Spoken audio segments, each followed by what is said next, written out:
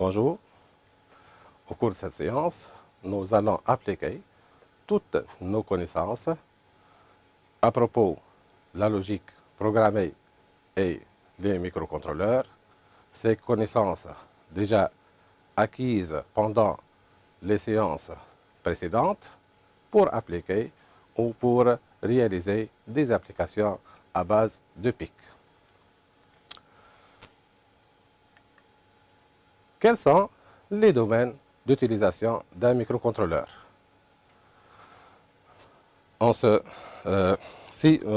dispose d'un ordinateur et d'une carte électronique à base de microcontrôleur, on peut commander plusieurs systèmes techniques.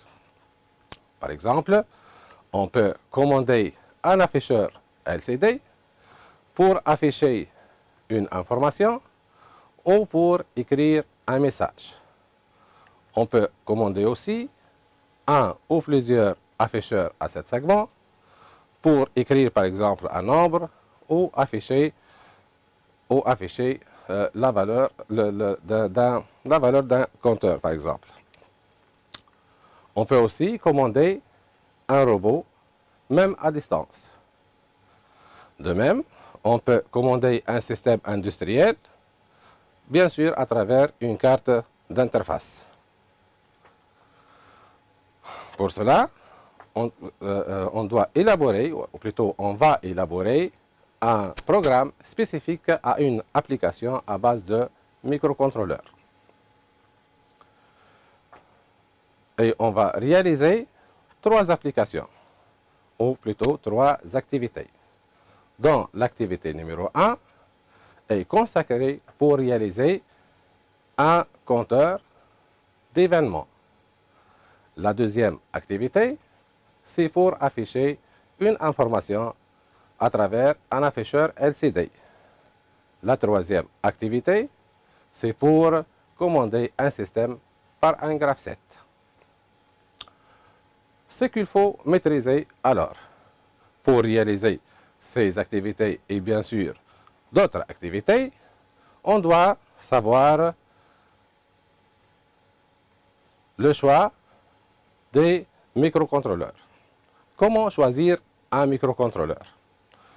Le choix d'un microcontrôleur est basé sur plusieurs critères. On cite quelques critères. Par exemple, le nombre d'entrées et sorties. Comment le nombre d'entrées et sorties? La question, je pose plutôt une question. Est-ce qu'on peut commander un système ayant 15, par exemple, entrées-sorties en utilisant un microcontrôleur PIC 6F84?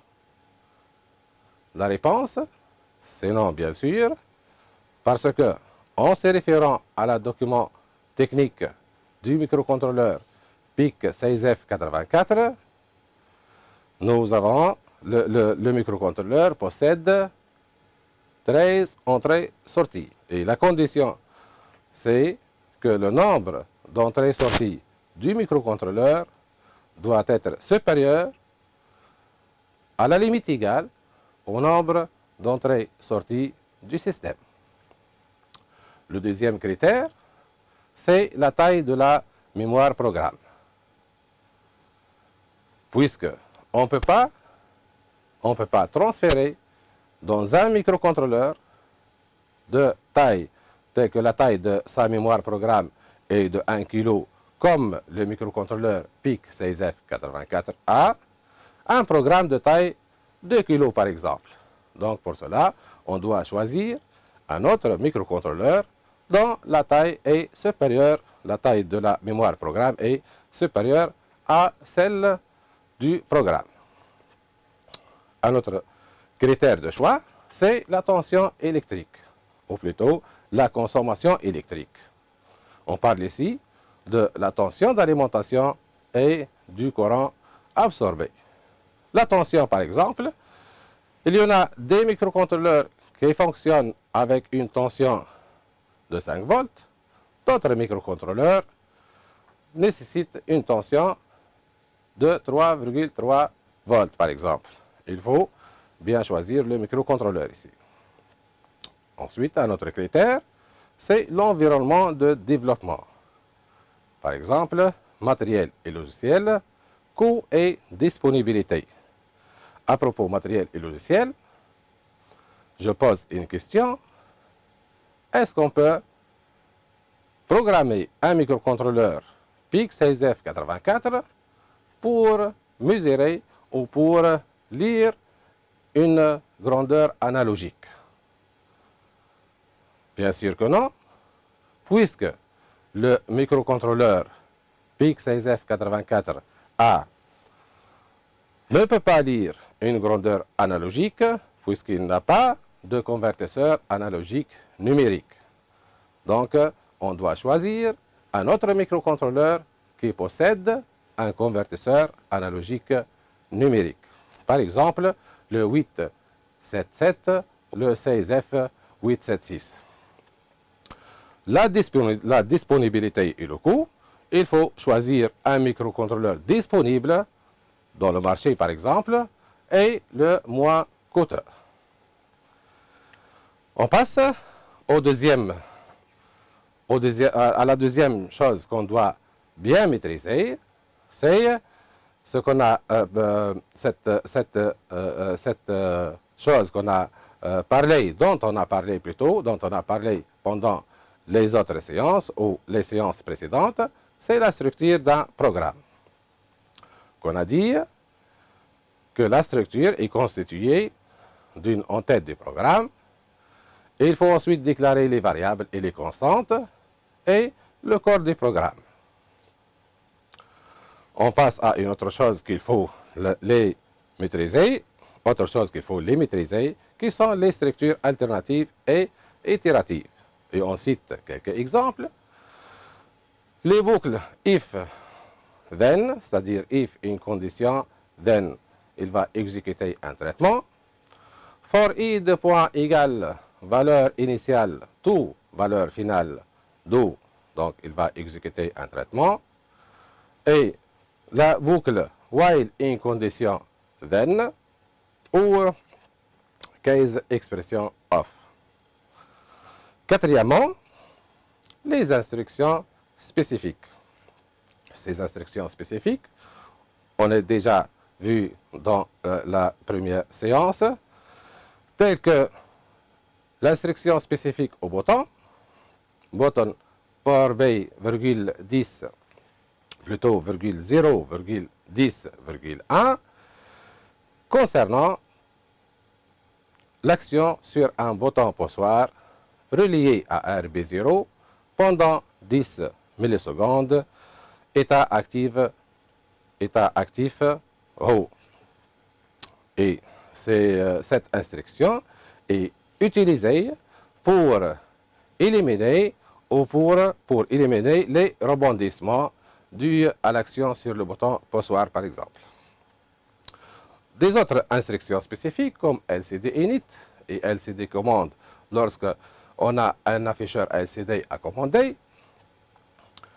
L'instruction PWM start, si on désire commander un moteur à courant continu en vitesse, c'est-à-dire on désire varier la vitesse d'un moteur à courant continu, ou bien l'instruction ADC read, si nous avons une tension à lire ou une grandeur analogique à lire, donc on doit utiliser l'instruction spécifique ADC read. On passe aux procédures et fonctions, telles qu'une procédure est un sous-programme ayant la même structure d'un programme,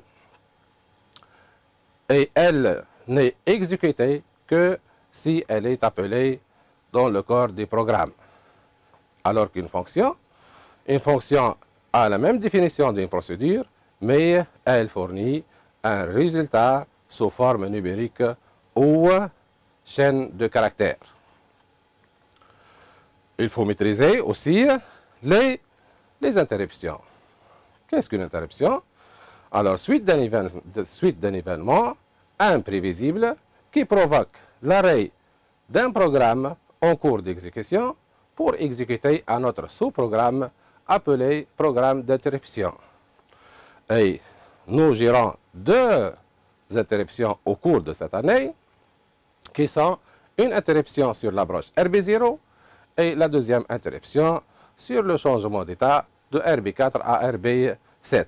Et bien sûr, il ne faut pas oublier le registre de configuration des interruptions qui est IntCon. On passe, il faut maîtriser aussi la notion du timer 0. Le timer 0 qui est un compteur 8 bits. Un compteur 8 bits. Il peut être utilisé en deux modes réellement. En deux modes, c'est le mode compteur ou en mode timer. Mais selon notre programme, on va se limiter à étudier le timer 0 en mode compteur qui s'incrémente à chaque impulsion sur la broche RA4. Il ne faut pas oublier aussi, la configuration du registre Option Reg. Le timer, la notion, ou plutôt le timer en mode timer pour mesurer l'intervalle de temps, c'est hors programme pour nous. Il faut maîtriser aussi la notion des MLI et des CAN. MLI pour dire Pulse with Modulation, modulation de largeur d'impulsion, si on désire varier la vitesse d'un moteur à courant continu, ou CAN, c'est la notion de conversion analogique numérique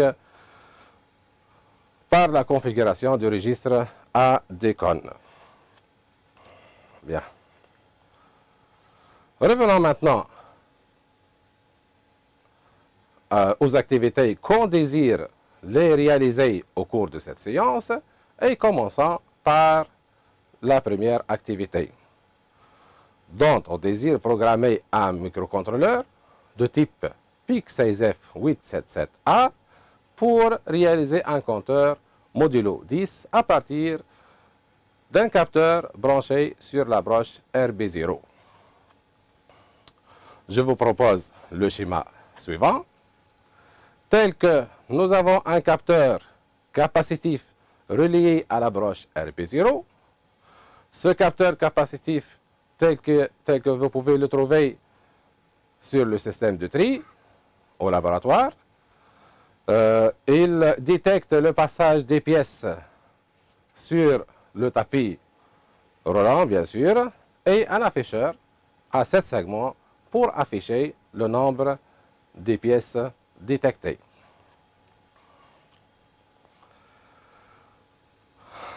Commençons par la configuration, ou plutôt l'identification des entrées et des sorties du système.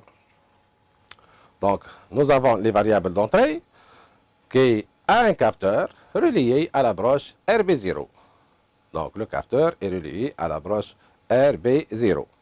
Les variables de sortie, c'est l'afficheur à 7 segments qui est relié aux broches RA0, RA1, RA2 et RA3. On passe maintenant pour la configuration des registratrices.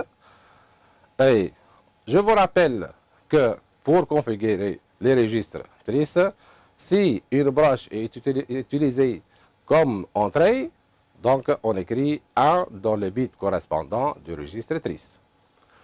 Sinon, si elle est utilisée comme sortie, on écrit 0.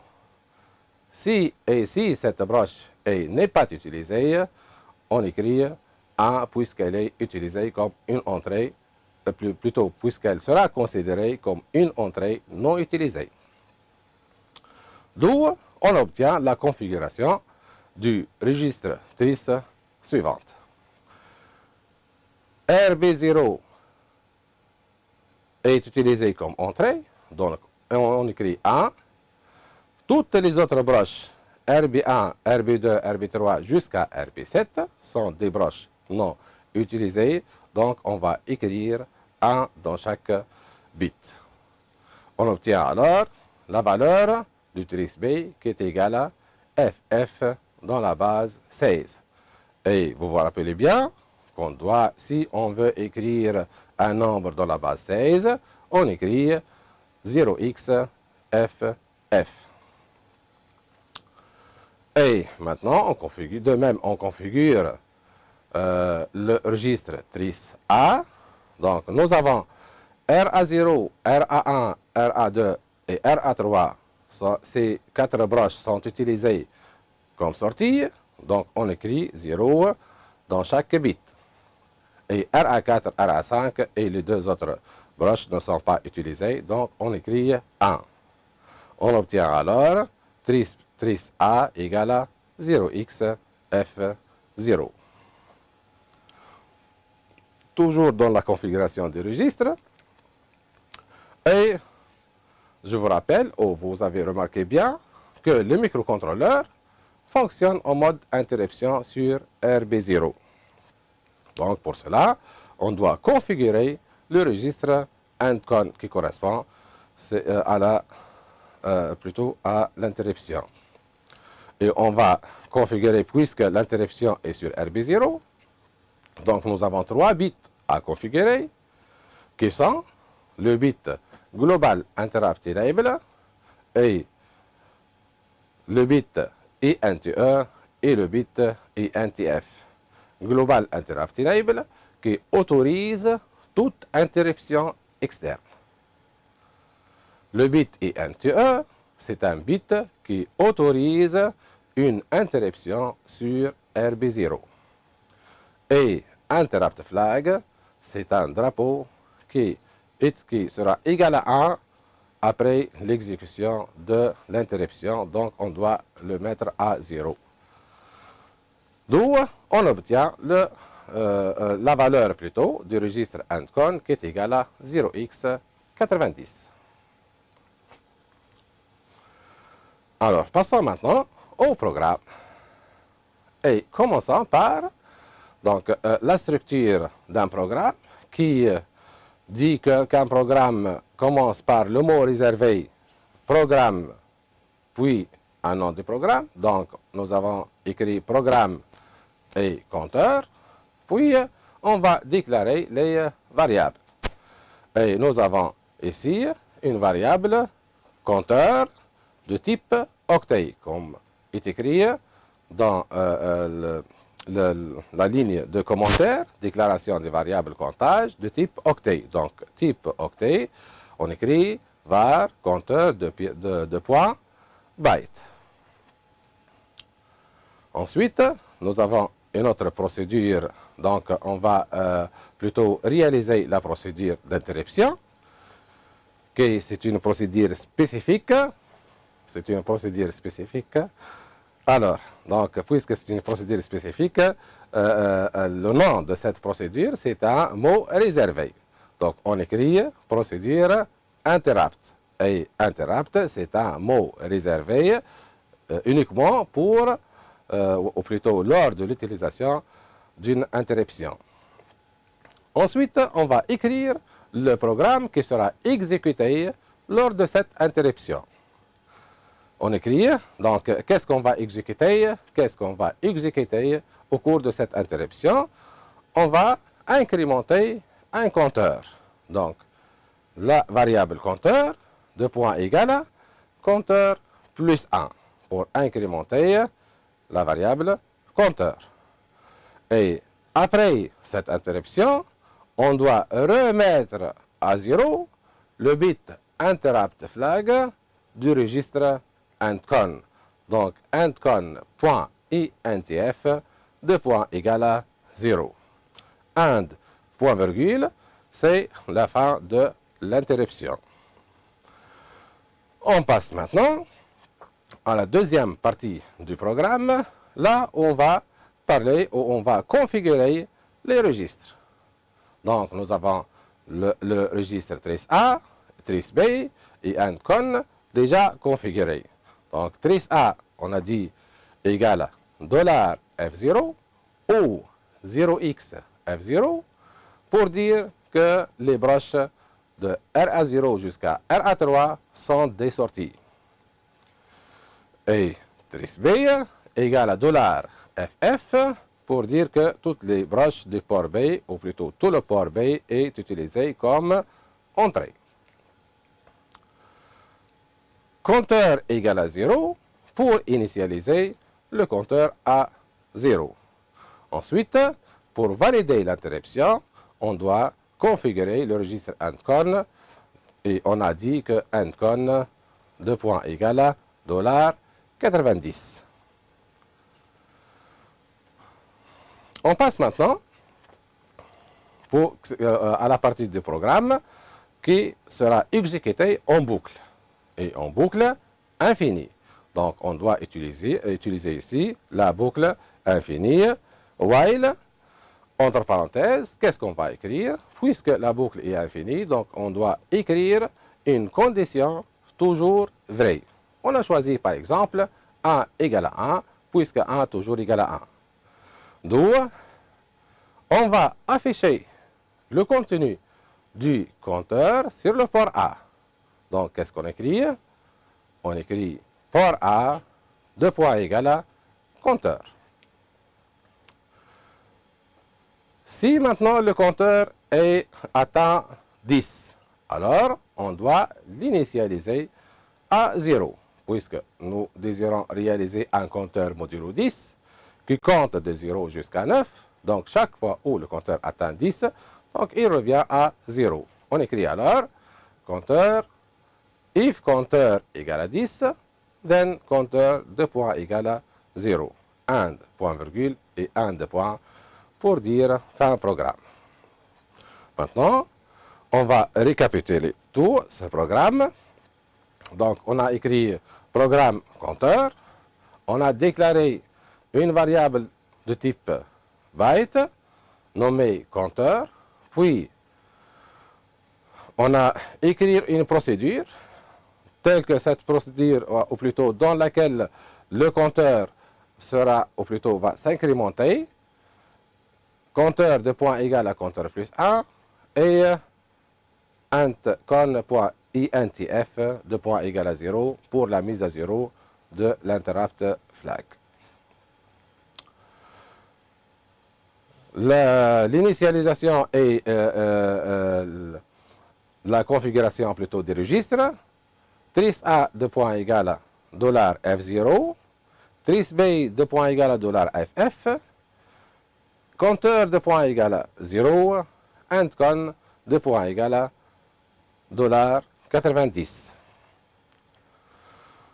While true do, begin, port A de point égal à compteur, if compteur égal à 10, then compteur de point égal à 0, and, point virgule et and, point.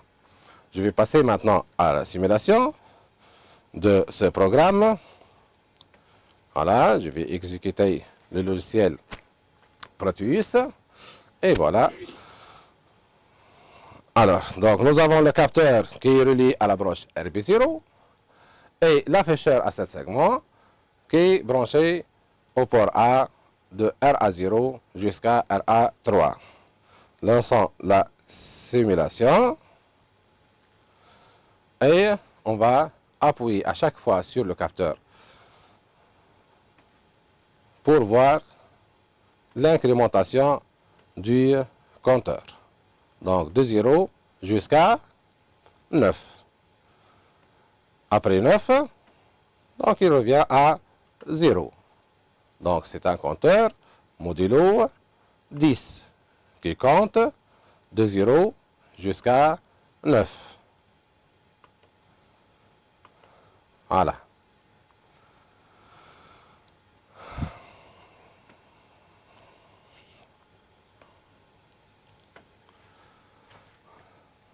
On passe maintenant à la deuxième activité qui consiste à programmer un microcontrôleur PIC16F877A pour qu'il puisse écrire sur un afficheur LCD le mot « Rester » sur la première ligne à partir de la 6e colonne et écrire « Chez vous » sur la 2e ligne à partir de la 4e colonne.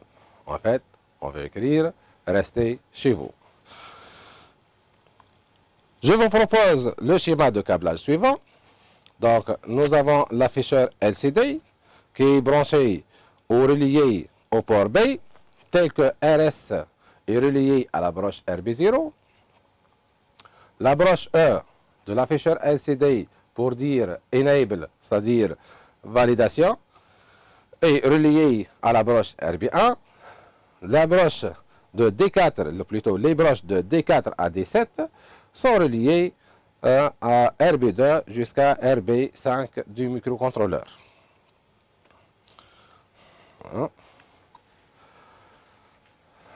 Alors, commençons par le programme et on va configurer les connexions de ce module LCD.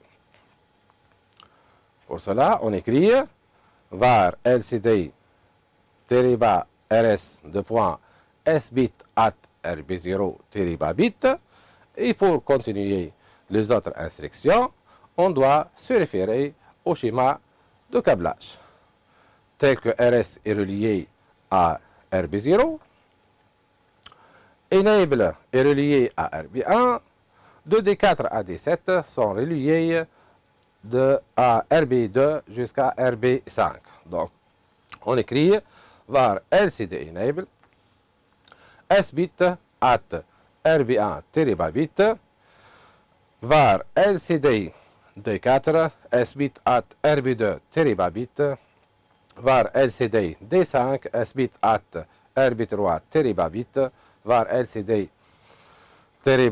D6 sbit at RB4 bit et var LCD D7 de point sbit at RB5 bit. Maintenant, on va passer pour configurer le registre TRIS. On écrit alors var LCD RS direction de point sbit at tris B0 bit. De même pour Enable D4, D5, D6 et D7. Bien, pour continuer notre programme, donc on va compléter notre programme par les structures spécifiques qu'on a déjà vues pendant la première séance. Et la première consiste à déterminer, ou plutôt quelle est l'instruction spécifique pour initialiser un LCD. Voilà, donc cette instruction c'est LCD init. Ensuite, pour effacer l'afficheur LCD, on utilise l'instruction spécifique LCD commande LCD clear. Et pour éteindre le curseur, on utilise la commande LCD commande LCD cursor off. Alors, arrivons maintenant à la boucle while true do begin. On désire afficher le mot rester à la première ligne et sixième colonne. On doit écrire alors LCD out 1,6, voilà, 1,6, le mot rester entre deux apostrophes.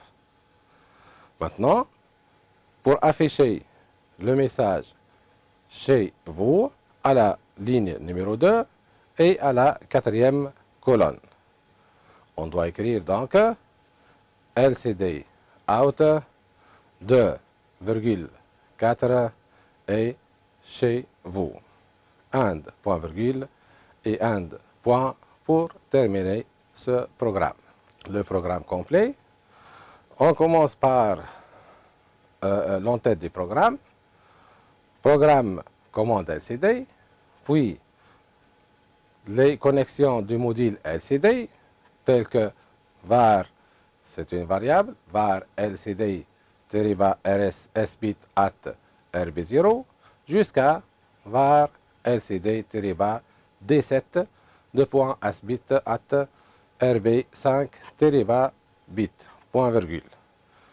Et la configuration du registre TRIS, tel que var lcd rs direction de point sbit at tris B0 bit jusqu'à var LCD D7 direction de point S bit at tris B 5 bit. Ensuite, comme nous avons déjà dit pour initialiser l'LCD, on utilise LCD init et LCD commande LCD clear pour effacer l'afficheur LCD et LCD commande LCD cursor off pour éteindre le curseur de l'LCD. Pour arriver à la boucle while true do, begin, et on affiche rester, donc on écrit LCD out 1,6, le mot rester, et pour afficher le message chez vous, on écrit LCD out 2,4 chez vous, 1 point virgule et 1 point pour finir le programme. On va passer maintenant à la simulation et on va exécuter toujours le logiciel Proteus. Voilà. Donc l'afficheur LCD est branché au port B du microcontrôleur PIC 16F877 et on va simuler le fonctionnement. Voilà. Le message est écrit, restez chez vous. Restez sur la première ligne à partir de la 6e colonne et chez vous sur la 2e ligne à partir de la 4e colonne. Voilà, donc la simulation est réalisée. On passe maintenant à l'activité numéro 3 qui consiste à programmer un microcontrôleur de type PIC 16F877A destiné à commander un vérin à double fait d'une presse électropneumatique comme suit. Sortie du vérin C1 jusqu'à L11, puis une attente de 3 secondes, puis rentrée du vérin C1 jusqu'à L10. Et ce cycle s'enclenche lorsque on actionne sur le bouton M1, c'est-à-dire lorsque M égale à 1. Bien. On doit établir le graphe 7 correspondant. Le graphe 7 du point de vue partie commande. Voilà l'étape initiale. Lorsqu'on actionne le bouton M, on obtient 14M1 pour dire la sortie du vérin C1. Donc, sortie du vérin C1 jusqu'à l'action du capteur L11. Une fois L11 est actionné, l'attente de 3 secondes est enclenchée jusqu'à T/ l'étape de /3 secondes, donc jusqu'à 3 secondes est écoulée. On a rentré du vérin C1 jusqu'à l'action du capteur L10. Puis, on revient à l'étape initiale. Bien. Voilà donc le graphe 7. On doit identifier en premier lieu les variables d'entrée et de sortie. Donc, à partir du fonctionnement du système et le graphe 7 qu'on a réalisé, nous avons les variables d'entrée suivantes. Donc, M, variable d'entrée M, c'est le bouton poussoir. L11, c'est le capteur de fin de sortie. Et L10, le capteur de fin de rentrée du vérin. Les variables de sortie, donc nous avons 14M1 pour la sortie du vérin et 12M1 pour la rentrée du vérin. 14M1 est désigné par S vérin et 12M1 désigné par R vérin. Et on a des variables internes qui sont les étapes du graphe 7, l'étape X0, X1, X2 et X3, et la variable du temporisateur T. Alors, je vous propose le schéma suivant. La variable M0 est reliée à la broche RB0, plutôt la variable M est reliée à la broche RB0. la variable L11 est reliée à la broche RB1, L10 est reliée à la broche RB2.